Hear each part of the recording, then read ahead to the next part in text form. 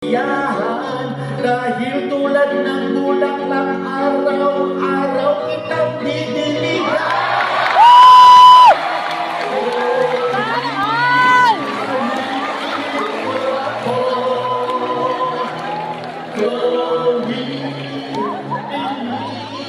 Hinahampas-hampas Oo. ang aking Adi, kapag ako ay naglalaro ng lato-lato.